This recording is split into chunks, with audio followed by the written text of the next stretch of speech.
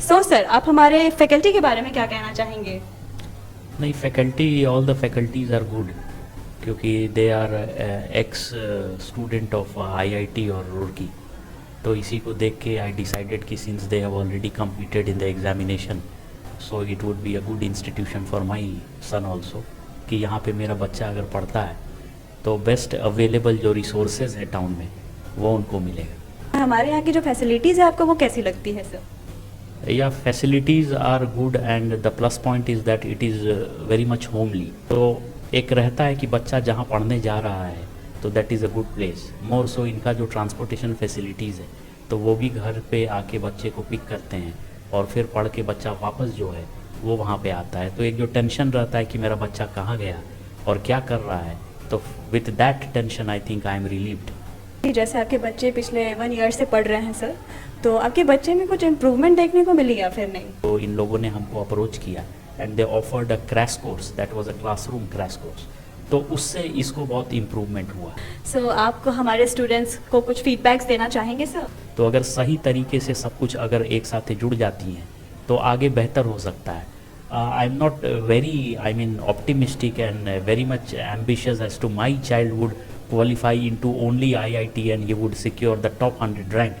So that is not my perception, but overall what I feel कि जो पहले थे देवांशु और जो अभी हैं, yes there is a difference in it and that is a positive difference. So हमारे साथ जुड़ चुके हैं दिव्यांशु नाथ के फादर मिस्टर देवेंदु नाथ, जिनके बच्चे पढ़ते हैं करैली स्कूल में, क्लास 11 के स्टूडेंट हैं। सो सर आप हमारे फैकल्टी के बारे में क्या कहना चाहेंगे? नहीं, faculty, all the faculties are good, क्योंकि they are ex student of IIT और रुड़की। तो इसी को देख के आई डिसाइडेड कि since they have already completed in the examination, so it would be a good institution for my son also, कि यहाँ पे मेरा बच्चा अगर पढ़ता है तो बेस्ट अवेलेबल जो रिसोर्सेज है टाउन में वो उनको मिलेगा। तो इसीलिए जो है talking about the teacher of mathematics as well as the teacher of physics, दोनों जो हैं वो क्वालिफाइड है।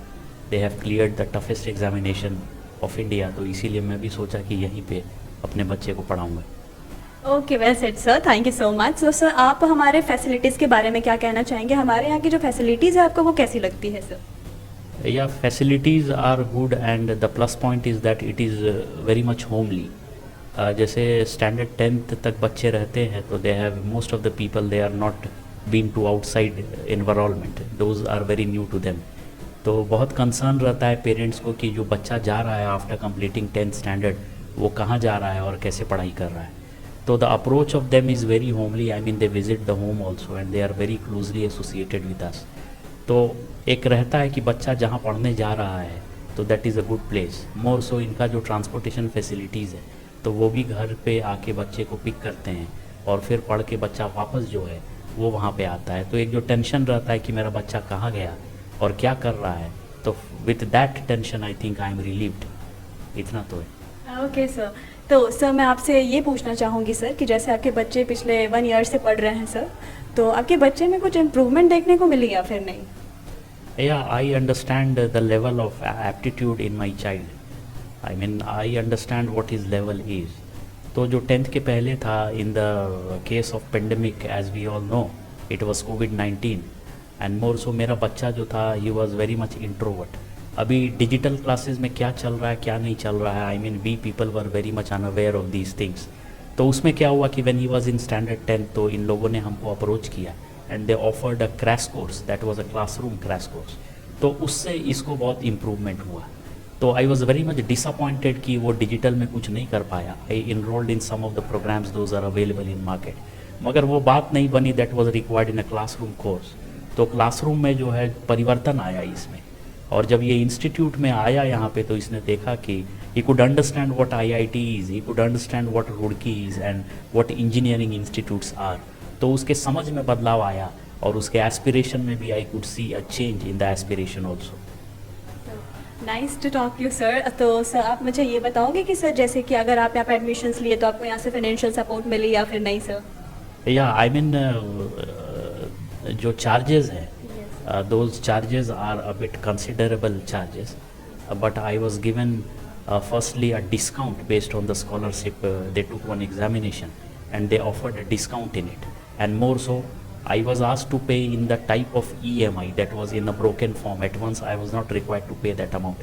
एक साथ मेरे को पैसा नहीं देना पड़ा, और in a span of say around 45 days I could pay all the necessary fee of this institute. So it was easy for me. Okay sir, so आपको हमारे स्टूडेंट्स को कुछ फीडबैक्स देना चाहेंगे सर? Yeah, feedback I mean is required at this point, because these 2 years are I mean very critical and very crucial for each and every student.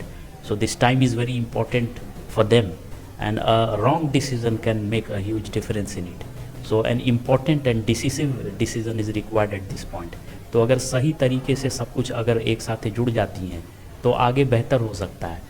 I'm not very I mean optimistic and very much ambitious as to my child would qualify into only IIT and he would secure the top 100 rank. So that is not my perception, but overall what I feel कि जो पहले थे देवांशु और जो अभी हैं, yes there is a difference in it, and that is a positive difference.